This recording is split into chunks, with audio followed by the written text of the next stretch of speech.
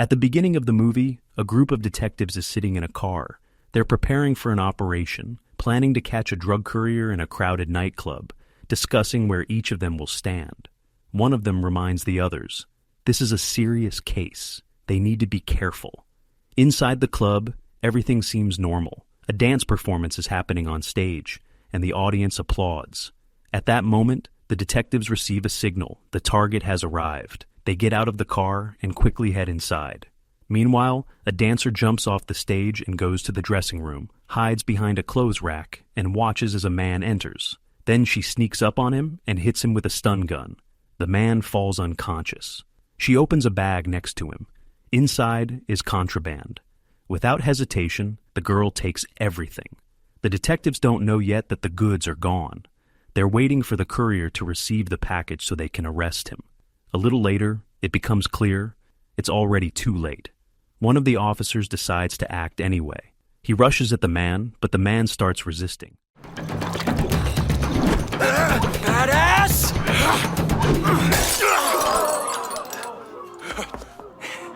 Don't worry, we got plenty of food down at the station. Soon the detectives realize the cargo is missing. Meanwhile, the dancer is speeding out of town with her boyfriend. Not far from there lives a man named Tae-sik. He leads a quiet life and owns a small pawn shop in a peaceful neighborhood. That day, he buys a bouquet of flowers.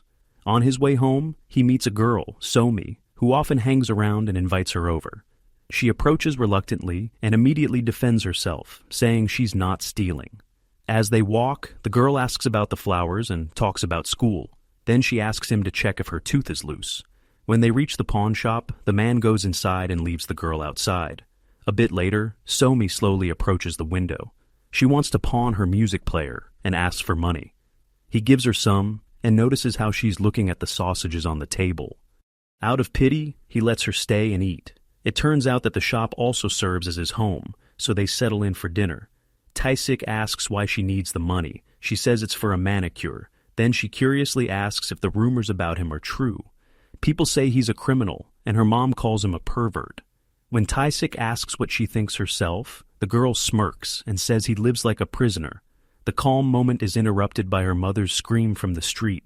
Frightened, Somi hides. To cover for her, Tae-sik kicks her plate onto the floor.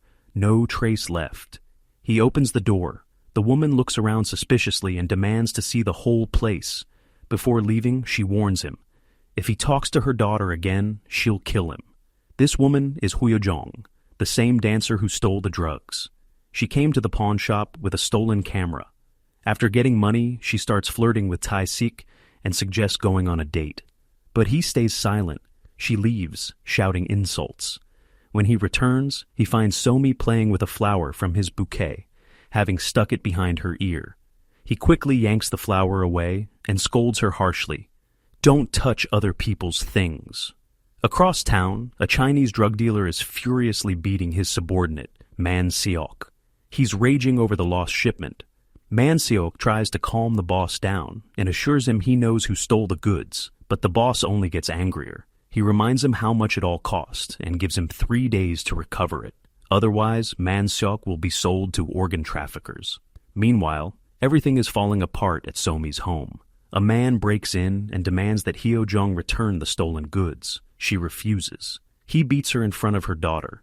Hyo-jong demands half the money, but he reminds her the deal was only for 20% and threatens to kill her if he doesn't get everything back in 2 days. Hyo-jong smirks, saying she could sell everything herself and disappear. But he warns her about the people she's dealing with and leaves. On his way out, he looks at Somi and says she's the spitting image of her mother. When things quiet down, the girl approaches her mother, but Hyo-jong pushes her out into the street. Left alone, she takes out a syringe, injects herself with something, and sinks into a haze of bliss. Unable to stand the way she's treated, Somi runs away to the pawn shop. She tries to lighten the mood with a joke. People call him the creepy old man from the pawn shop. Then she confesses that people call her Trash Can. She explains that when her mother was pregnant, she once kicked a trash can in anger. That's how the nickname started. Tae-sik listens and simply tells her to get some rest, then walks into another room. In the morning, he checks. The bed is empty. Somi left a note, and on his finger he notices a tiny drawing on the nail. It's her farewell gift. Later, Tae-sik is on a bus, holding the bouquet and listening to music through So-mi's player. He's on his way to a memorial room for his late wife. In front of her photo, a painful memory overtakes him. When he returns, he sees So-mi getting slapped by a woman accusing her of attacking her son. The police get involved and begin questioning the girl, claiming she stole a purse. So-mi lies and says she just wanted to compare it with hers.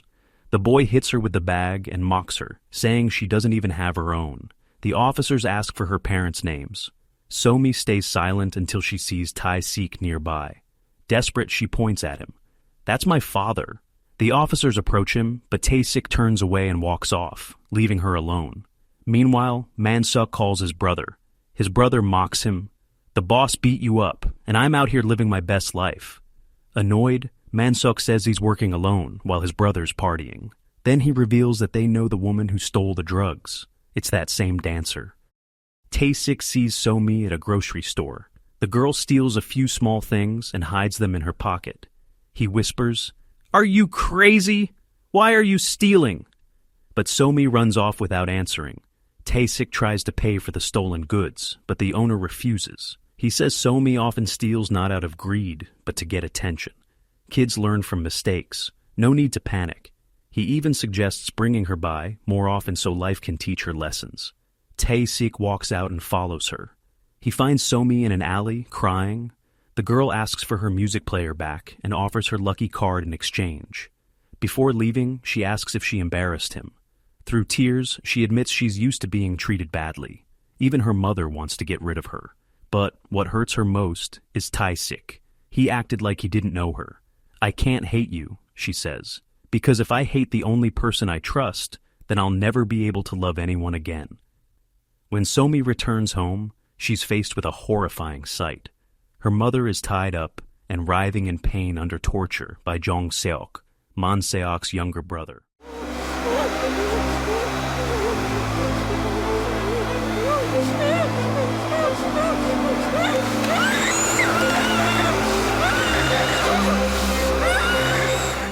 The girl freezes, unable to move.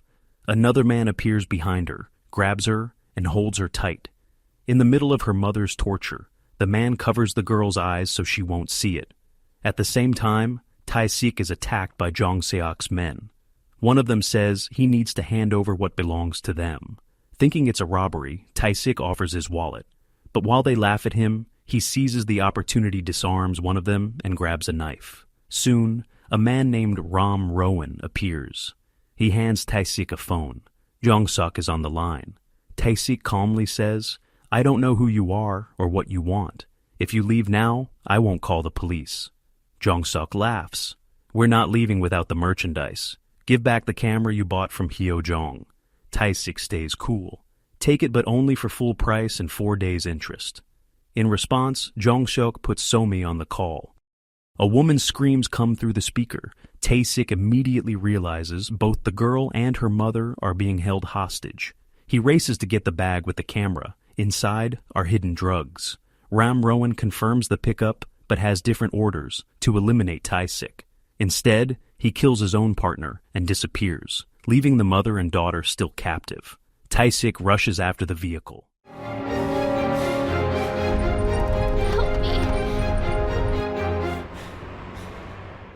Inside the car, So-mi sees him through the window. She cries and begs him to follow them.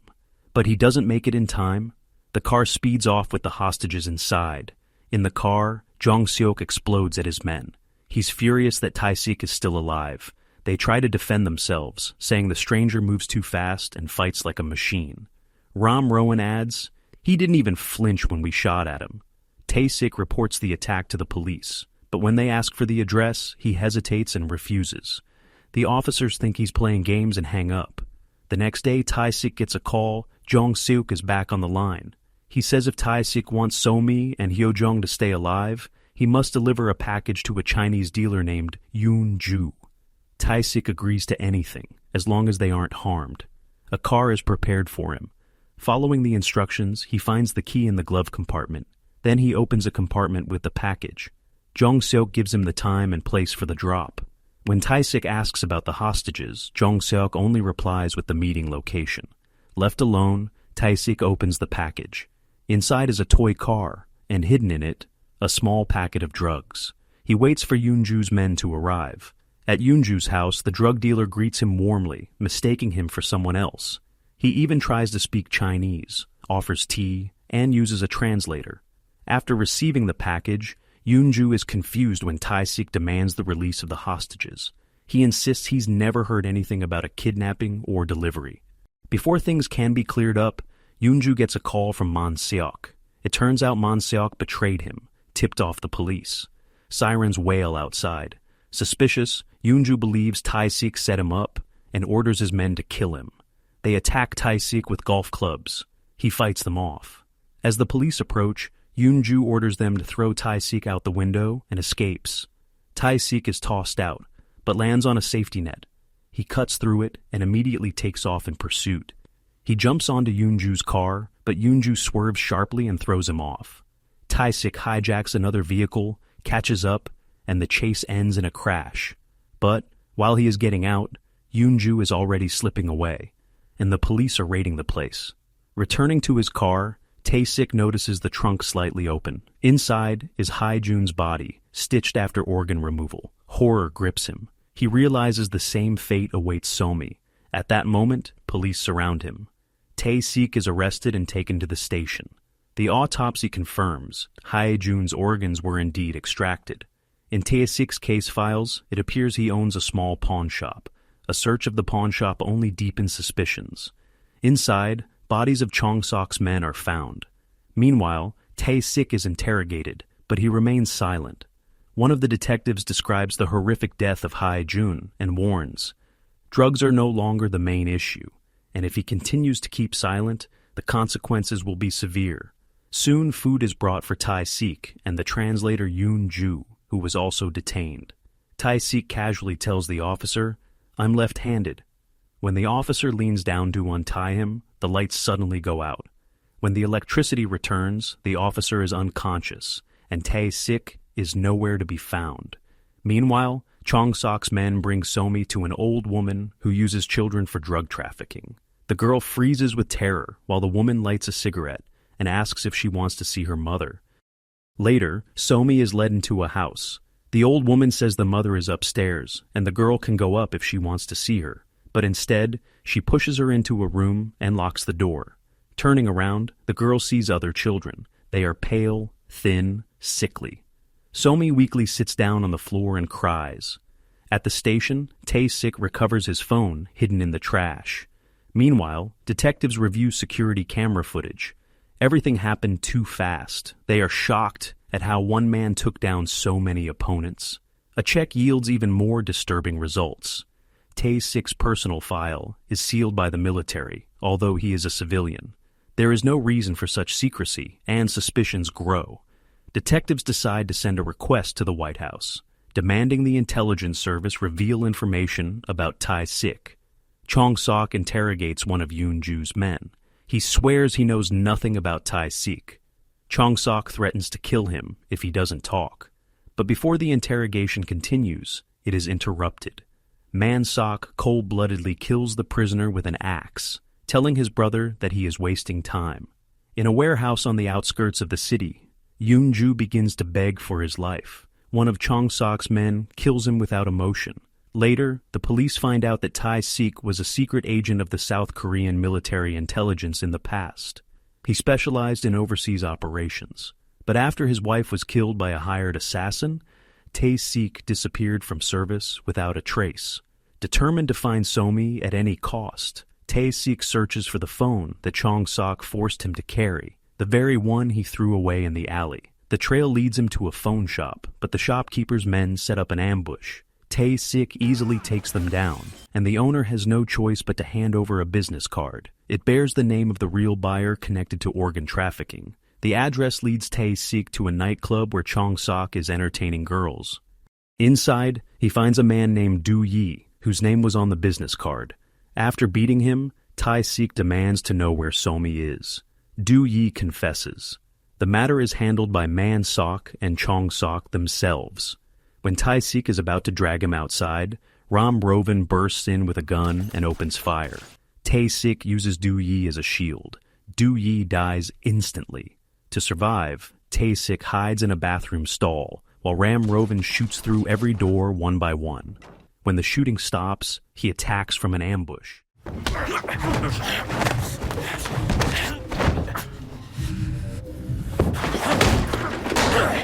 When the bullets ran out, he ran out and immediately disappeared into the crowd on the dance floor. In the chaos, Tae-sik notices Mansok arriving with Ram Rovan. He calls out to him, but as Mansok leaves, he throws Tae-sik another phone. After that, he gets into a car with Ram Rovan and disappears. The police surround the club.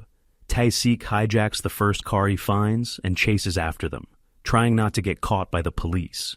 During the chase, Mansok calls, mocks him, and threatens Somi's organs will soon be sold. Tae-sik replies coldly, "You'll regret choosing her. I have nothing left to lose. I live only for this moment." At the police station, another department wants to take over the Mansok case. Wounded in the previous fight, Tae-sik reaches a friend's house. His friend carefully removes the bullet from his stomach. While being treated, painful memories flash through his mind. His pregnant wife dies in an accident when a truck crashes into their car.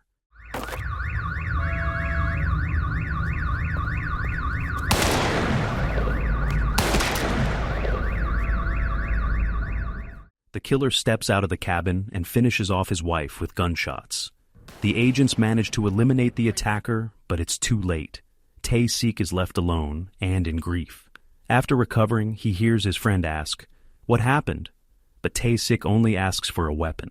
His friend urges him to rest and warns that what he's planning will only lead to death. He reminds him that he survived the accident by chance. Tae-sik replies briefly, "I'm looking for one person." Meanwhile, the police receive camera footage showing Somi. Preparing for the next step, Tae-sik changes his appearance. He cuts his hair to make himself harder to recognize. He even checks new weapons. Soon, the police inform him that Somi is alive. Cameras caught her withdrawing money from an ATM. In exchange for this information, the officers demand he explain his connection to the drug cartel. Tae-sik tells them everything he knows, including about Hye-jeon's body in his trunk.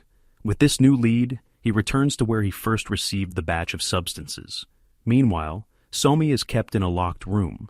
Ram Rovan tries to ease her fear by bringing a small cake.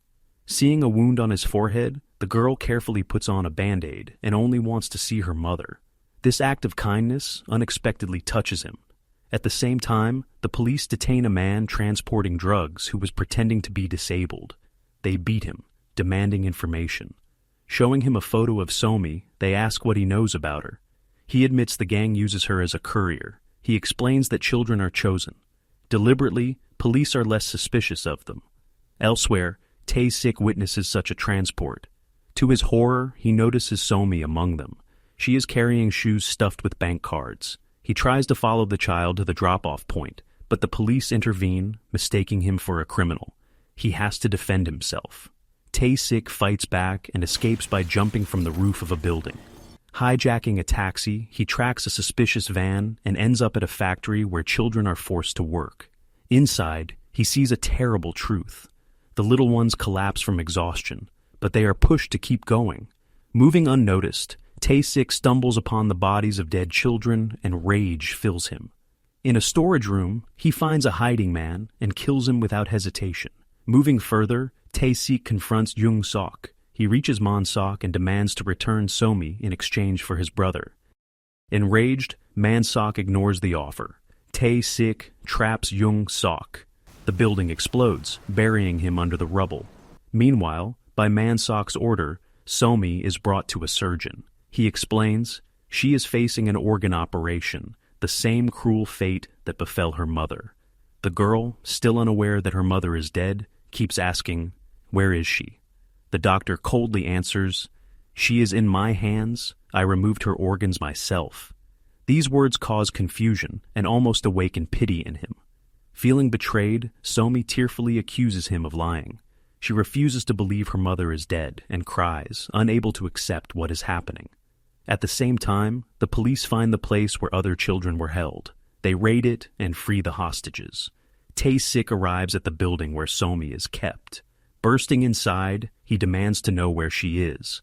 Man-sok rolls a pair of severed eyes to his feet. Believing these to be Somi's eyes, Tae-sik collapses, devastated, but then in fury rises and starts a massacre, killing everyone in the room.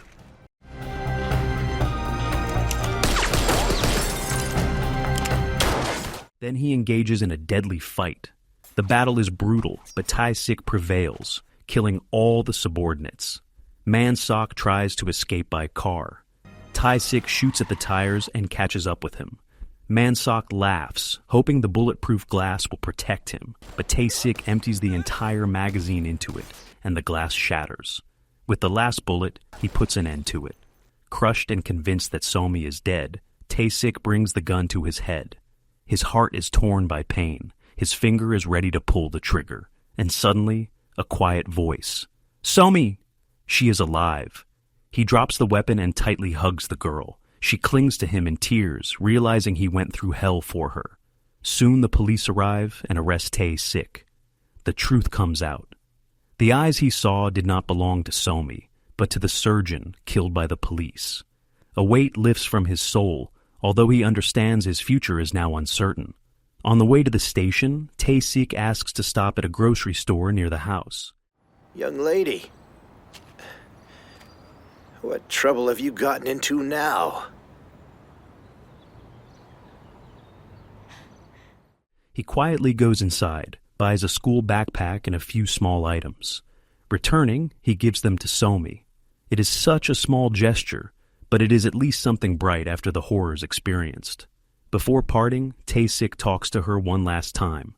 He apologizes for abandoning her when the police were interrogating her, and admits it was a heavy burden on his heart. With sadness but softly, he asks her to be strong and keep living, even if he is not destined to stay by her side. They hug again, holding each other as long as they can. Tears are in their eyes. Both understand this. Farewell is the last moment they can share.